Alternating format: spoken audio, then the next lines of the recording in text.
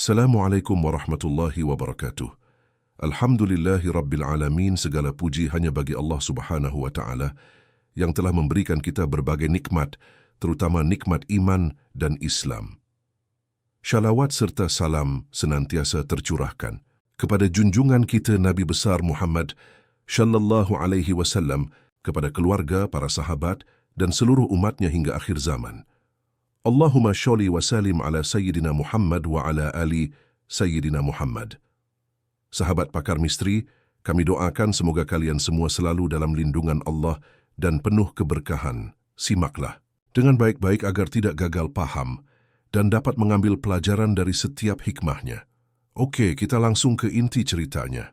Dinay Darko, seorang mentalis sekaligus spiritual investigator yang dikenal publik karena kemampuannya membaca aura dan energi gaib, malam itu merasakan sesuatu yang ganjil ketika sedang menonton sebuah acara televisi. Sosok selebriti muda, Fuji, muncul di layar kaca dengan senyum manis dan pancaran aura yang aneh. Bukan aura negatif seperti yang biasa Dinay tangkap dari artis-artis yang bermain dengan energi gelap atau pesugihan, tapi aura ini terlalu terang, bahkan terlalu kuat untuk seorang manusia biasa. Ini bukan aura orang biasa, tapi seperti ada entitas gaib yang melindunginya. Gumam Dinay lirih, menatap layar TV dengan sorot mata tajam. Sejak malam itu, ia merasa dipanggil. Ada sesuatu yang memintanya untuk menyelidiki lebih dalam tentang sosok gaib yang diam-diam menjaga Fuji. 3 hari kemudian, Dinay menerima undangan podcast bersama Fuji.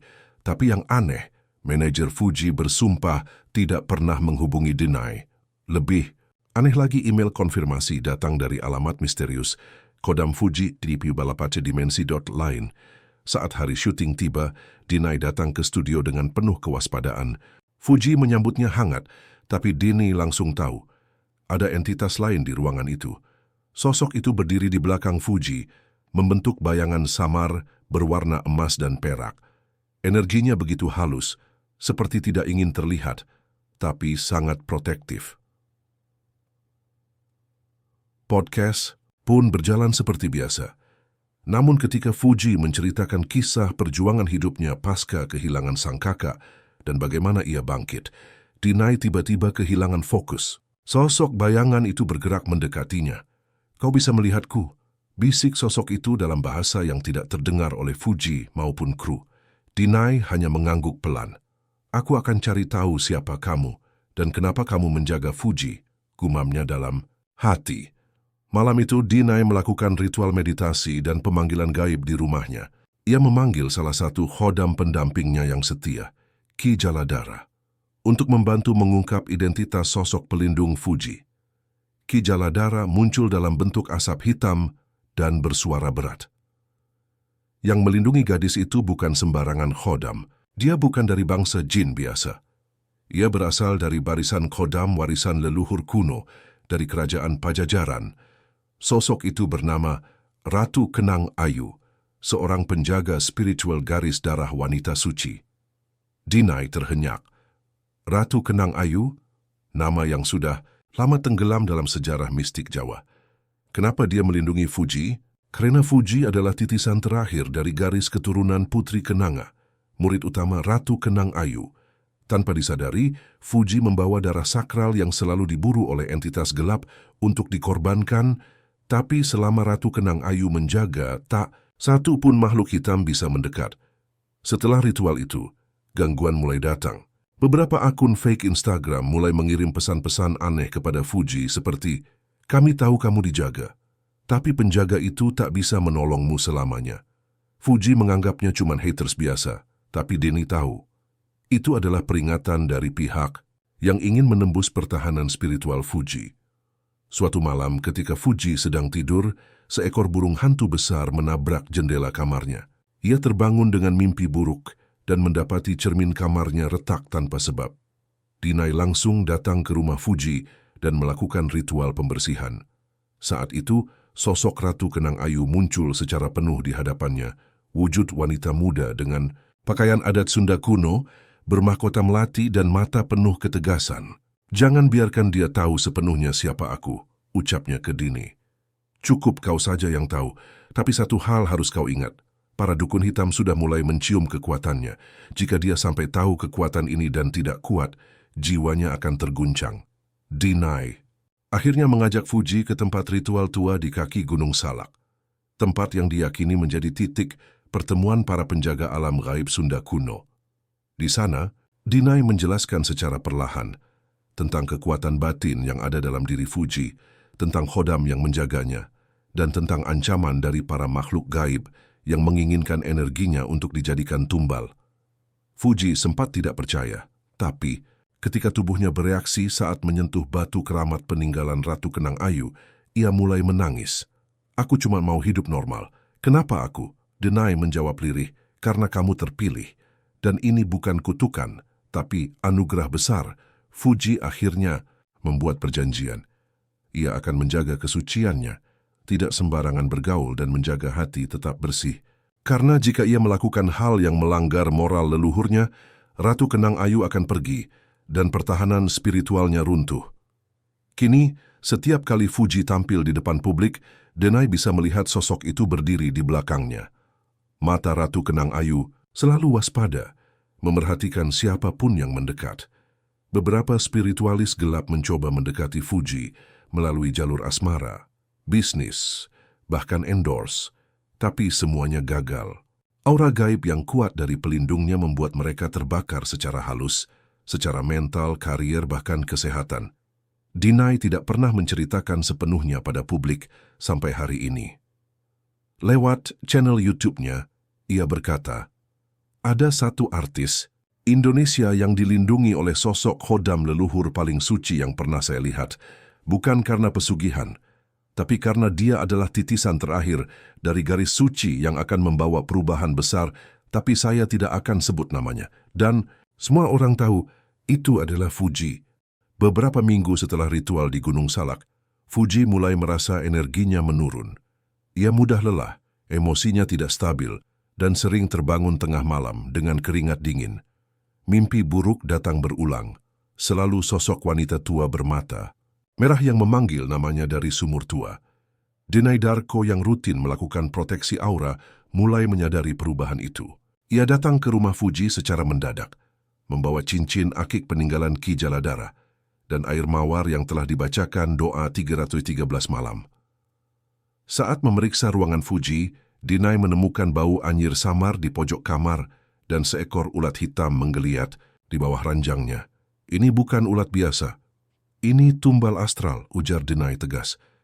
"Ada seseorang, kemungkinan dukun, yang mengirim entitas ini agar bisa masuk ke dalam ruang jiwamu."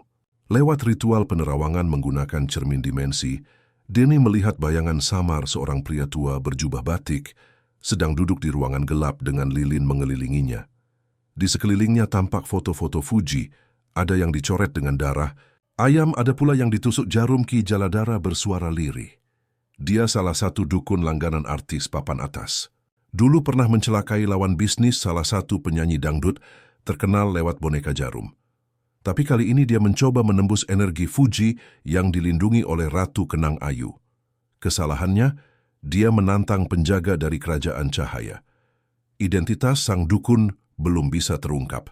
Tapi Deny tahu, dia mendapat pesanan dari seseorang di dunia hiburan. Kemungkinan besar orang yang iri terhadap popularitas Fuji yang terus naik meski tanpa kontroversi. 3 hari setelah ritual itu, rumah Fuji dikirimi sebuah paket tanpa nama. Saat dibuka, isinya adalah kepala kambing hitam yang sudah mengering. Dibungkus kain mori bertuliskan huruf-huruf Arab terbalik. Deny langsung datang dengan tim spiritualnya.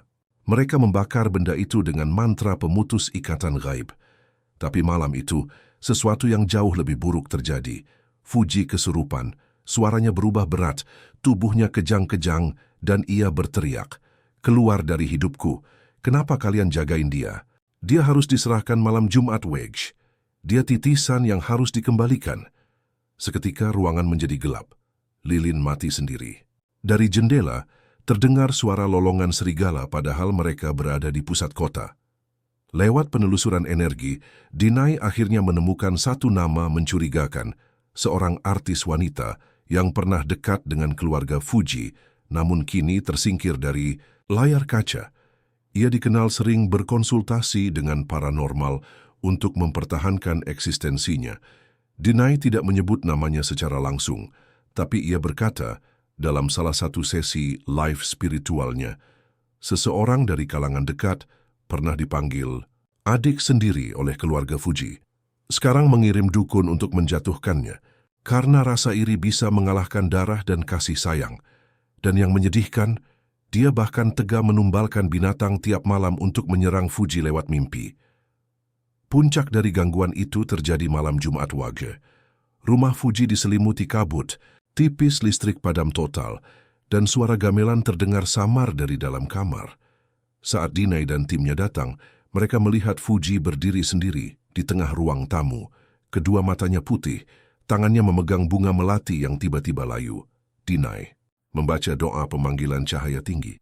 Dan saat itu sosok Ratu Kenang Ayu muncul dalam wujud penuh, tidak lagi transparan. Dengan suara gemetar tapi tegas ia berkata, "Cukup, aku akan membuka jalur karma bagi siapapun yang mencoba mencelakainya. Tapi kamu, Fuji, mulai sekarang harus memilih, melanjutkan hidup biasa, atau belajar menjadi penjaga terakhir keturunanku." Fuji yang baru sadar dari kesurupan menangis. Ia sadar bahwa hidupnya tak bisa lagi dianggap biasa. Popularitas dan gemerlap dunia selebriti menyilaukan, tapi di balik itu semua, ia adalah titisan suci yang jadi incaran dunia gelap. Fuji akhirnya menerima untuk belajar spiritual dasar dari Denai. Ia mulai rutin bermeditasi, membaca doa-doa warisan leluhur Sunda, dan membersihkan auranya setiap malam Jumat. Namun dari kejauhan, sang dukun tua belum menyerah. Di akhir episode, Dinai memperlihatkan secarik kertas dari ritualnya. Di situ tertulis dengan darah ayam. Kalau Fuji tidak diserahkan malam Jumat Kliwon berikutnya, satu nyawa pengganti akan kuambil. Siapkan tumbal. Dan ancaman itu benar-benar terjadi. Pagi setelah ritual pemotongan tumbal astral, Fuji terbangun dengan tubuh lemas. Di telapak kirinya tanda trisula berdarah masih membekas. Tidak bisa dihapus, bahkan dengan air wudhu, Ki Jaladara menatap tanda itu dalam-dalam. Ia menarik napas berat dan berkata, trisula berdarah adalah lambang warisan dari 3 penguasa kerajaan gaib. Artinya, ada 3 entitas besar dari dimensi berbeda yang telah memilih Fuji sebagai pintu masuk mereka ke dunia nyata. Dinai terdiam. Ini lebih dari sekadar serangan satu dukun. Fuji telah masuk ke perang wilayah antar makhluk halus, dan dirinya menjadi kunci pemisah antara 3 kekuatan yang haus tumbal dan kekuasaan. Ki Jaladara mengungkap satu persatu identitas penguasa dimensi hitam yang kini mengincar Fuji, Ratu Ijo Gunung Kidul, penguasa samudera astral. Ia menginginkan Fuji sebagai perantara energi cinta dan pesona, menjadikannya boneka pemikat yang bisa menyedot aura manusia lewat tayangan media sosial. Pangeran Hitam Alas Purwo, sosok lelaki bertanduk dan bermata merah. Ia ingin tubuh Fuji sebagai medium ritual pembangkit kekuatan gaib Jawa kuno, agar bisa hidup abadi dalam wujud manusia. Ki Sepuh Reksatama, dukun tua, yang menguasai dimensi kematian dan ilusi. Ia tidak hanya ingin tubuh Fuji, tapi jiwa dan garis keturunannya, untuk melanggengkan perjanjian kuno yang terputus oleh leluhur Fuji. 3 dimensi ini akan saling bertarung, tapi sebelum itu mereka akan coba mempengaruhi Fuji lewat mimpi, peristiwa aneh, bahkan menyusup ke lingkaran terdekatnya, ujar Denai dengan wajah tegang. Sejak malam itu, Fuji mengalami serangkaian teror yang semakin nyata, cermin di kamar, retak setiap pukul 3 dini hari, tapi tidak terdengar suara pecah. Seekor ular putih muncul di bak mandi tanpa jejak masuk. Asisten rumah tangganya mendadak bisu, hanya menuliskan satu kata berulang kali. Belakang, belakang. Saat Dinai menelusuri belakang, ia menemukan lubang kecil di taman belakang rumah Fuji, yang mengarah pada bekas sumur tua tertutup semen. Di sekitarnya, tanah terasa lebih dingin dari udara biasa. Dinai berkata, "Ini bukan sumur biasa. Ini adalah gerbang kecil ke salah satu dimensi astral. Kemungkinan besar milik Pangeran Hitam." Di hari berikutnya, salah satu konten video Fuji tiba-tiba viral secara tidak wajar. Bukan karena isi video, tapi karena komentarnya penuh emoji, ular, trisula, dan pujian yang aneh. Wajahmu serasa candu. Putri pesona dari selatan, aku tunduk. Mata itu bukan mata manusia. Dinai melakukan scanning aura digital, ritual langka yang menggunakan teknologi untuk membaca energi metafisik dalam jaringan. Hasilnya mengejutkan. Video itu telah terinfeksi energi hijau kebiruan, ciri khas aura Ratu Ijo. Jika terus membiarkan Fuji aktif di media sosial, ia akan perlahan jadi medium pemikat massal. Tanpa sadar, ia menyedot energi followers dan memperkuat kerajaan sang ratu. Melalui mimpi, Fuji akhirnya dihadapkan pada 3 jalan. Tangga berlian yang menjulang ke atas, dijaga oleh sosok wanita cantik berkebaya hijau, simbol kekuasaan Ratu Ijo. Lorong darah berdinding akar, dengan suara gamelan mengiringi dari jauh. Lorong milik Ki Sepuh.